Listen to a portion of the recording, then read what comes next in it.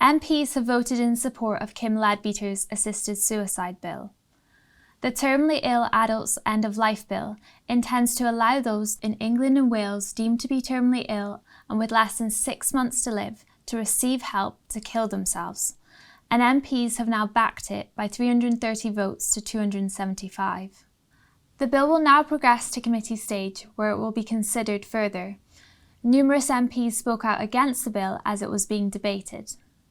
We are the safeguard. This place, this Parliament, you and me, we are the people who protect the most vulnerable in society from harm, and yet we stand on the brink of abandoning that role. The Rubicon was a very small stream, Mr. Speaker, but on the other side lies a very different world, a worse world with a very different idea of human value. The idea that our individual worth lies in our utility, valuable only for so long as we are useful, not a burden, not a cost, not making a mess. Let's not be the Parliament that authorises that idea. Put simply, Madam Deputy Speaker, we should be helping people to live comfortable, pain-free lives on their own terms before we think about making it easier for them to die.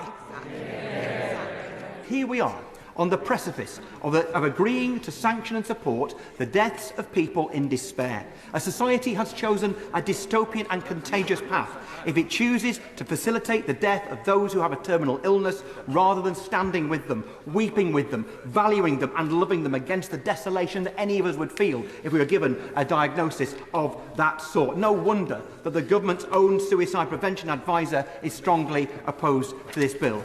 I started the debate where she is just now, and she mentioned stories. The things that have moved me in this debate to opposing this bill today is that I've also heard stories of disabled people who have had Do Not Resuscitate put onto their medical records without their permission, of them being stopped by strangers in the street and being told you would be better off dead. And I know she will say that we are dealing and voting today on the specifics of her bill, but we're also voting on a principle.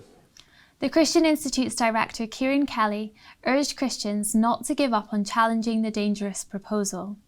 It's deeply disappointing that the Commons has agreed to endorse this dangerous and divisive bill. I'm grateful to the many MPs who spoke and voted against it, and the fight is not over.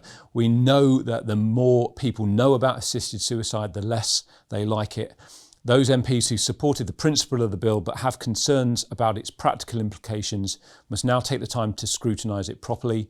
They will find the promised safeguards are nothing more than a mirage. They will have a further opportunity to vote against the bill before it clears the Commons, and if it does go to the House of Lords, it's by no means guaranteed to pass there.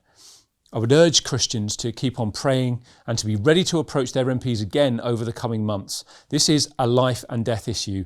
Now is not the time to give up. For more great content, like, subscribe and hit the notification bell.